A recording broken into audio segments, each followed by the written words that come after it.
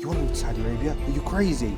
Oh, it's really bad. Human rights, this and that. Oh, you'll be so shocked. You're in for a big surprise. I don't think you'll like it. So we're very racist. Yeah. If you're a sincere person, then you have to be a Muslim.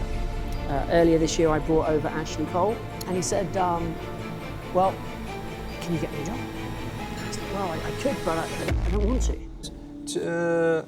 Tell you what, here's probably, just because it'll get your voice nice and clear, and then just, because okay, so, yeah, like, I was saying, like, because a lot of people, you know, when, like, I don't know what your experience was when you became Muslim, but, you know, a lot of the time, I think when we turn to Islam, we know that we're making a lot of mistakes and doing a lot of things we maybe shouldn't be doing, and that needs correcting.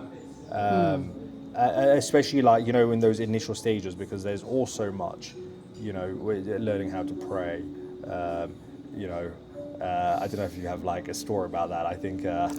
So I was doing some development work for a group in London Underground. Okay.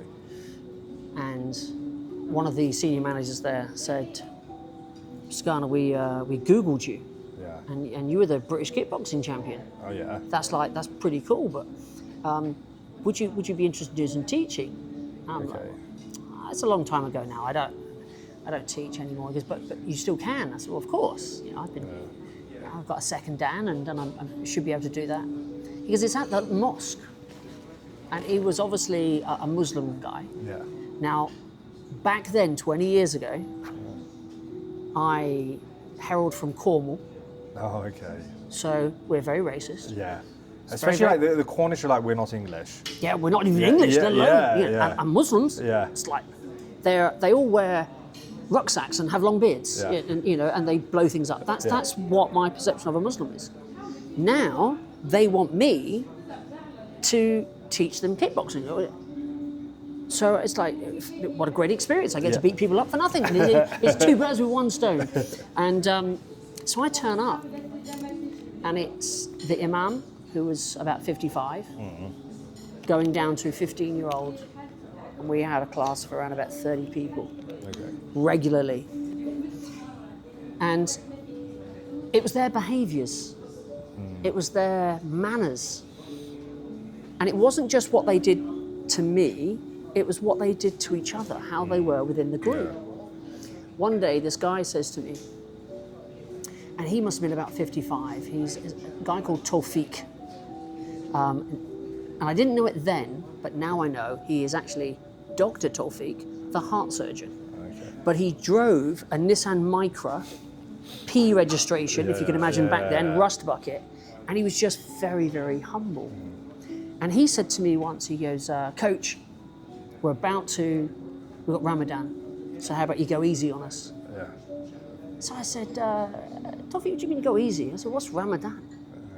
He said, well, Ramadan, we don't eat from this time to this time. Okay. So I said, Tawfiq, you're a 55-year-old man. Right. I was in my 30s that time. I'm a man in my prime. If you can do it, I can do it. So we're going to carry on. He goes, okay. There's something else. Yeah. We don't drink from this time to this time. I was like, okay, it's a bit more difficult. Okay. But Tawfiq, do you do this? He goes, yes. I said, well, if you can do it, I can definitely do it. He then says, there's something else though. Yeah. It's not just what we put into our mouths, it's also what comes out. And sometimes your language can be a little bit colourful. Yeah. And that was the start of me changing the cognitive behaviour of linguistics. So refraining from bad language, refraining from bad remarks to others, etc. And then he said that there's one more thing. He goes, when you see an attractive woman, lower your gaze. I want you to lower your gaze. Yeah. Oh, that's ridiculous. I'm out. There's the done. And he says, I want you to. I'm going to give you a Quran because I also read. He goes, I read 3 chapters a day, and I read the Quran 3 times during Ramadan. But maybe you can see if you can read it just once. Now, I'd read the Bible when I was 16. My grandfather gave me a task. Can you do this? Yeah. And I was like, it's just something I wanted to do. Yeah. It was difficult. So I tried the Quran and I was reading. And then I'd read one chapter a day. After about a few days, I think it's about day 20, about this, I looked up how to take the Shahada. And then I took the Shahada. And I didn't tell anybody. Nobody knew that I'd taken the Shahada. And then I would go like this. I'd Allahu Akbar. Our Father, who art in heaven, hallowed be thy name, thy kingdom come. So I'm saying the Lord's Prayer and I'm going down and I'm wiggling the finger, no idea what I'm doing it, but maybe it was some sort of ibadah, form of worship. But I didn't quite get it. Certainly didn't do 5 times a day. Usually it'd be like in the morning and at night. And then you start to learn and start ingratiating yourself more. And it was a journey. Where it really made sense for me is, you know, I'm a psychologist. And I started to look at the science behind psychology and the science and the stuff that was done in the Quran. I'm looking at this, I'm like, wow, this is Dr. Ebbinghaus' curve method. This is the forgetting curve. But this is way before Dr. Ebbinghaus had done this. And then the more recent one was about looking at, I wrote a paper on GDOS, GABA-aminobutyric acid, dopamine, oxytocin, serotonin, endorphins. And the best way to get GABA-aminobutyric acid apparently was from either reading or from yoga. But there's some recent studies that talked about when people pray, not just pray, but pray with ihsan, as if Allah subhanahu wa ta'ala is right in front of you, the amount of GABA-aminobutyric acid, which regulates our happiness chemicals, just goes through the roof. So all these things had a way of just cementing and that foundation of the original conversion into Islam. That's amazing. I find it really interesting, you know, to hear people's stories, because I think so many people have different reasons. Like, from my background, I lived in the UAE. You know, our family knew Muslims. We have, you know, like my mum and dad. My mum is Christian. My dad has no religion. But, you know, we have, like, my dad has cousins who are Muslims. So it's not something which is particularly strange to us. You know, we lived in the UAE. You know, we had like one of the biggest mosques in front of us. You know, I remember, you know, when I was a child, hearing like the adhan. MashaAllah. And like there's this like kind of like prestigiousness, we call it heba, you know, when I'd hear it, and I'd know that this isn't something like, that's not something from man. And I remember, you know, seeing every day all the Muslims going to go pray 5 times a day and being like, they like really believed that. They really like, the thing that I liked was like they were like fixed within the religion. You know, like I knew about Christianity and this and that. And as you know, like in the UK, Christianity is taught to people like, it's almost like Disney stories. So no one really takes it seriously or believes it anyway. And you can find millions of mistakes here and there. I remember when we came back to the UK, seeing people always getting drunk and seeing people who were like really respectful and, you know, well educated, well to do with, once they got drunk, you know, acting like complete buffoons, making a fool out of themselves and all this stuff, and just being like, you know, how can you like lower yourself to this standard? Like my mum doesn't drink. My family is quite a conservative family. You know, no sex before marriage, no living with, you know, a partner before, and all this stuff. So we'd always been raised with those kind of values. So you anyway. had an element of akhlaq. Yeah. Even without Islam. Yeah. So, but then that being a thing, like the more that I learned about it, the more that I was like, Islam's the truth, whether you like it or not. You know, like drinking isn't good. Like there's a reason why it's haram. Firstly, because Allah, He says it's haram. But then also like, it's not good for you anyway. And there were so many things here and there that in the end I was just like, if you're a sincere person, then you have to be a Muslim. So I converted to Islam. No one in my family batted an eyelid or cared at all. Why do you think that was? They want me to be happy. MashaAllah. So you're very supportive. Oh yeah, my family are hugely supportive. Like even for example, when I got married, my wife's from a small area in Qasim. They'd never met my wife before. They met my wife after we had done like what we call al-aqd al-zawaj, so the marriage certificate. You know, we came to Nottingham. You know, they really love her. They should be coming inshallah to Saudi Arabia, come visit.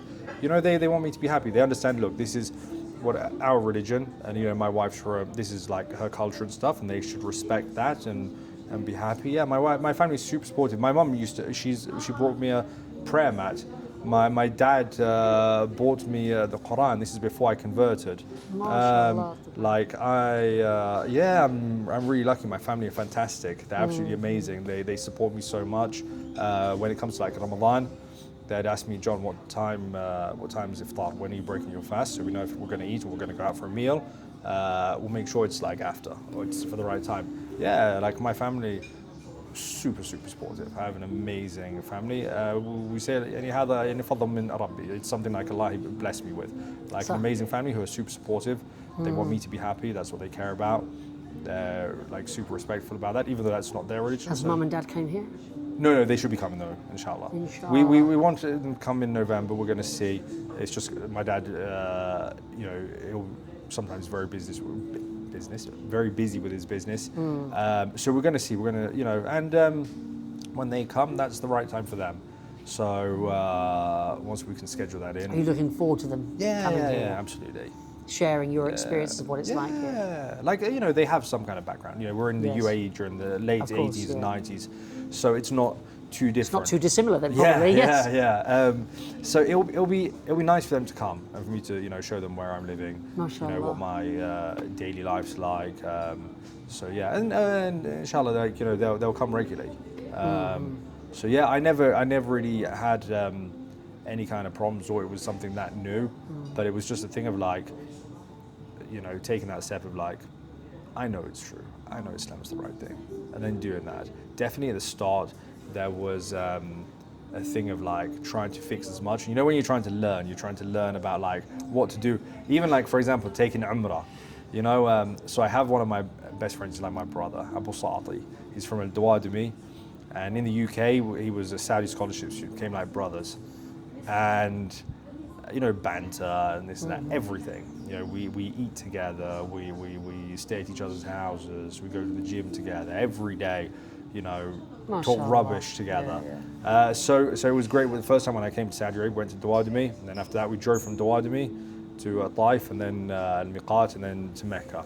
So the thing like a lot of people don't understand is that, you know, when you're from a family, they're not a Muslim family, there's a lot of stuff you just don't know. Like most people, like most guys, the first time they go for Umrah, they're going with their father, they're going with their brothers. For us, we don't have that. So it was really nice for me that I'm going with someone who, he's like my brother. He like genuinely like I forget that, for example, he's Saudi and I'm not, or he's not English. Like, so it's, yeah, and alhamdulillah, to be honest, I think my story, I've been really, really lucky. You know, I've had some wonderful times here. I've been here for over a decade now. Yeah. It's about 12 years ago, 12 years ago when I first, 12, 13 years ago I came here. And originally I retired, so I was young, I was 39 years old when I retired. Worst thing I could have done, it was terrible. Struggled with mental health, and had to reinvent myself. And I had to develop, so I wanted to find a way of how I could serve rather than being served. And that's sort of, I was in an environment that allowed me to thrive. And this was the place to be. I've met some incredible people. I've been able to go to Mecca, I don't know how many times, about 3 or 4 times a year at least, which is amazing. Some of my stories, like during COVID, to go and do Umrah during COVID, when, you know, you get to touch the stone and there's nobody around. These experiences over the last decade, from where Saudi Arabia was to where it is, this transition has been, it must be not just the fastest growing country in the world right now, but probably the fastest growing in any country in anywhere else in the world in that short space of time. It's been something I don't think I had the capability or creative imagination to dream of something so fast. MashaAllah, tabarakallah, His Royal Highness Mohammed bin Salman has been revolutionary. And people will not truly recognize how incredible he is, MashaAllah, tabarakallah, until he passes. So in 100 years' time, people will write books about this leadership. It's to be honest, like MashaAllah. the driving force of Mohammed bin Salman is something just incredible. You know, the thing that for me I love is the fact that he's just like we're gonna do it. He doesn't need to talk much. He's just like we're just gonna keep doing it and proving it until it's undeniable. I think that he embodies what I call Saudiness, which is wanting better. The brotherhood that we have here in Saudi Arabia. Ikhwan. Yeah, it's and wanting good for each other. For me, I try as much as I can to do as they do and embrace that. You know, when there are opportunities, if an opportunity is given to me, to bring someone else with me, to be together. If they need help or they're hurting, then I'm hurting. I need to help them because I know they do the exact same for me, and they have. You know, I've got friends who what they've done for me is just I can't express my gratitude, even when it's the thought. Like I have a story about one of my best friends, Abu Kayan, and a story about when a film crew came to do a documentary about me and what happened that day and it's stuff that I'll never forget. You know, there are things they've done, even we have Wajdan behind the camera. You know, the fact of when I was getting married, she said my gift for you is to come and photograph you. She doesn't need to do that. You know, no one said we want you to or that, but thank you. MashaAllah. Yeah.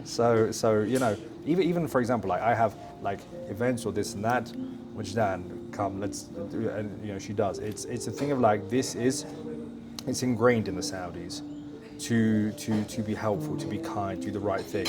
There's also a social intelligence that they have, how to speak to you, how to be polite, what to say, what not to say. Phrase this in this way because if you phrase it the other way, it may upset them. And it's important not to upset the other person. So there are certain things I look at it as when I want to improve myself, I take values from them, you know, about being kind, being generous, you know, making sure I invite people because to make sure that they understand that I appreciate them, I value them. You know, so when you have what we call al-azima, so when we invite them for dinner, we'll say, ta'al ta'asha, you know, come and have dinner.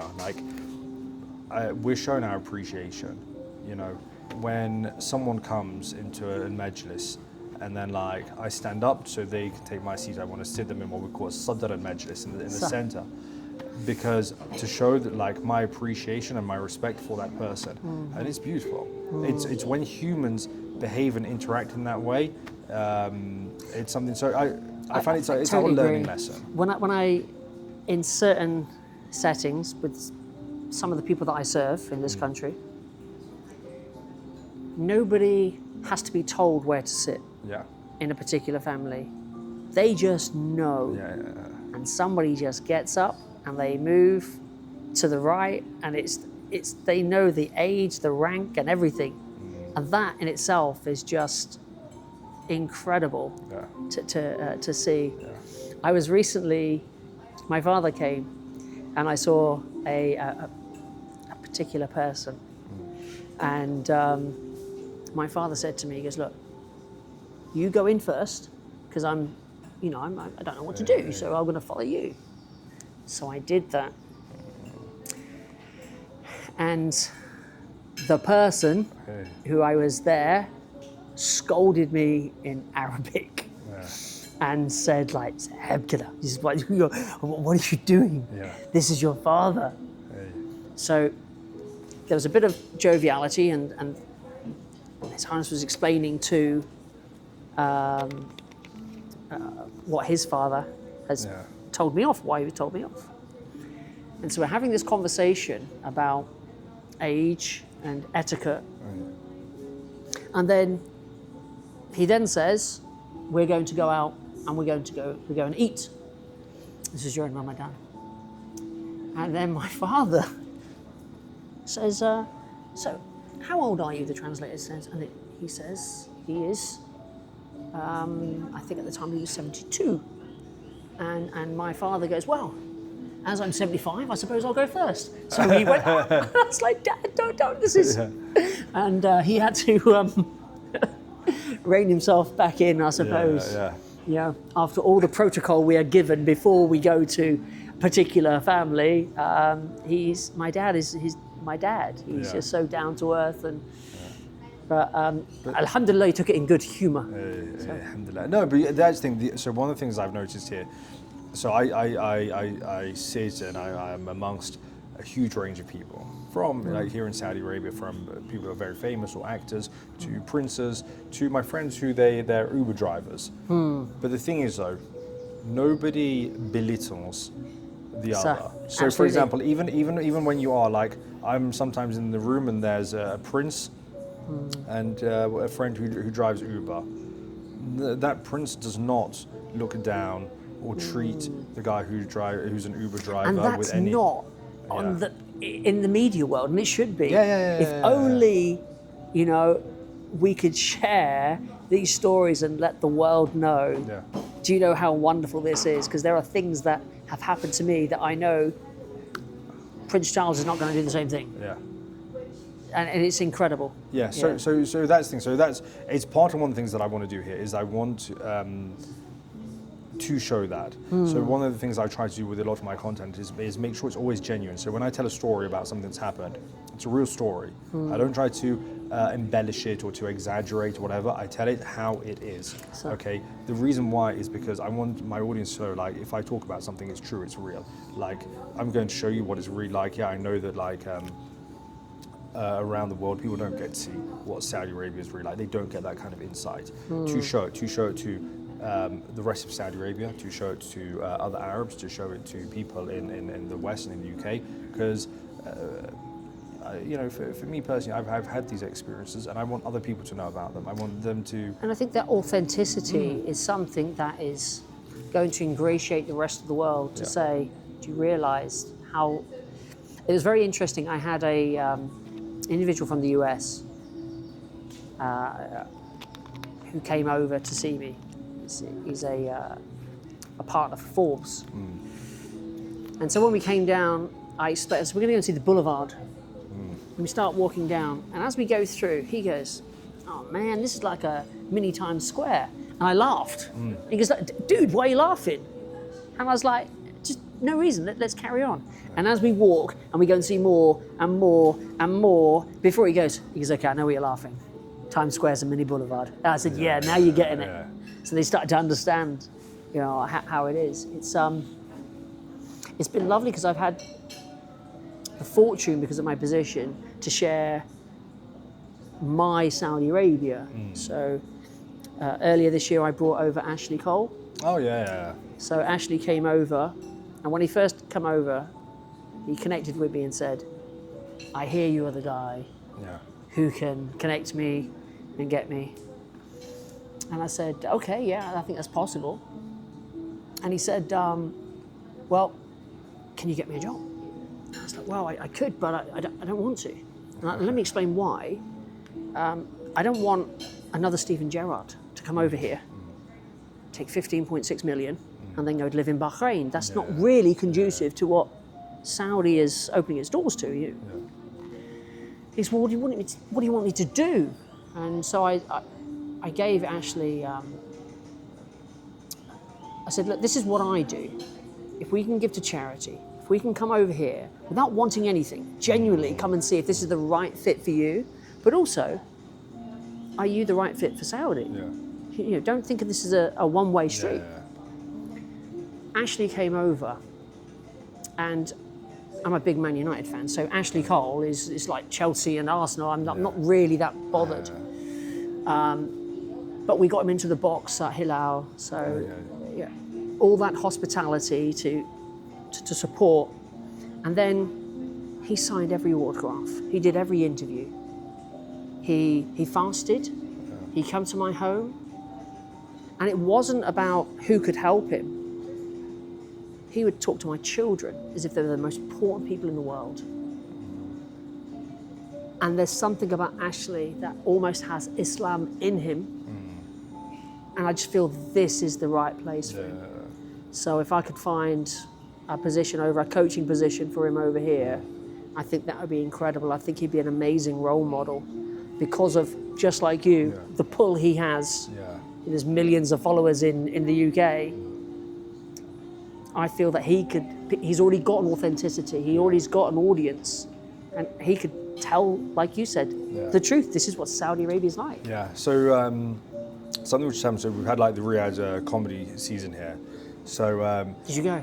I went to one, but the thing that I really like, so there's something called Exit Thamania. So I'm sure you know about Thamania and like the podcast Thamania. Yes.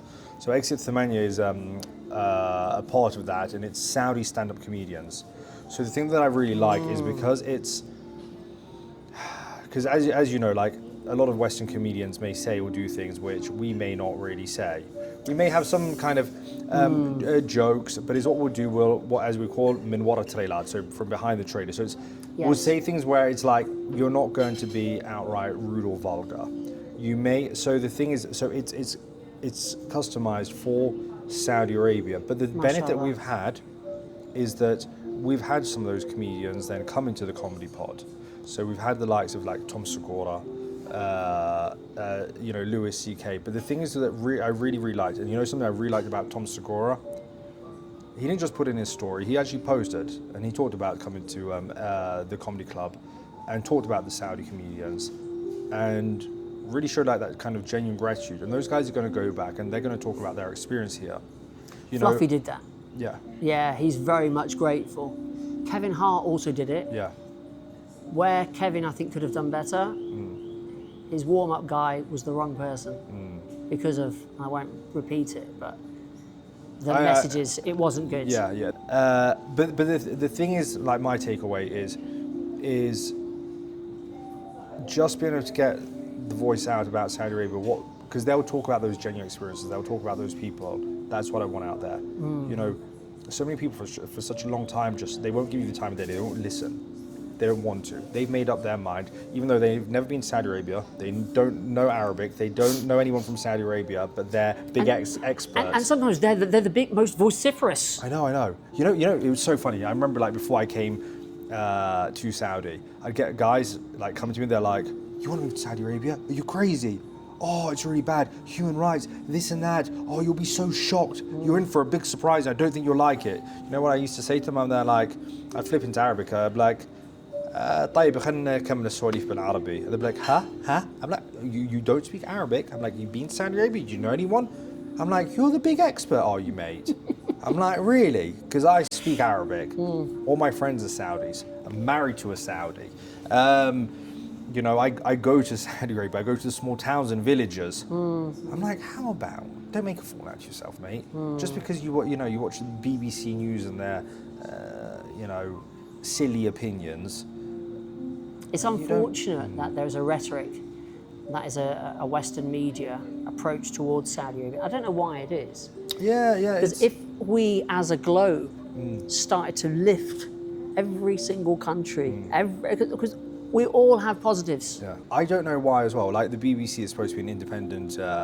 It's not independent. I know. It's like driven. I know. So that's why I'm like, I'm not paying my TV license because you're not. And but the thing is, it's these kind of group of liberals who think they're way more educated and worldly than they really are, which have made up their mind they're going to do this. And the thing that really annoys me is their coverage of the Crown Prince Mohammed bin Salman, because for me the guy's a hero. Amazing. And mashallah. and you know, I remember there's an amazing story. Okay, so basically there were groups of Brits and Americans that had gone over to Russia. Well, they'd gone to Ukraine to fight the Russians. One of them being a guy called Aidan Aslan, so I'm from Nottingham. He's from an area called Newark, which is part of Nottinghamshire. It's Newark, where it's where I work. And he got caught and he was put in prison in Russia and he was on death row. Anyway, the British government had been trying for months and months and months to get this guy freed. You know who came in? Mohammed bin Salman. Mohammed bin Salman, phone call, had them all freed, brought to Saudi Arabia and then flown back to their respective homes. And I'm like, the guy's a hero. I'm like, Mohammed bin Salman, mashallah, tabarak rahman, he's like, the stuff that he's doing here in Saudi Arabia for the Saudi people is just like unfathomable. Like the amount that he's going to, and what he's doing for people around the world, you know. And that doesn't get enough airtime, enough coverage. Yeah, and even with like Mohammed Salman, like, on my phone, like that's the picture. Yeah. Like, because it's a reminder. Like one thing I love to, saying نحلم ونحقق. يعني we dream and we achieve.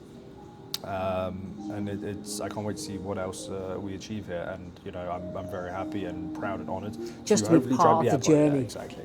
Be part of the journey, to experience what I think is going to be real life history.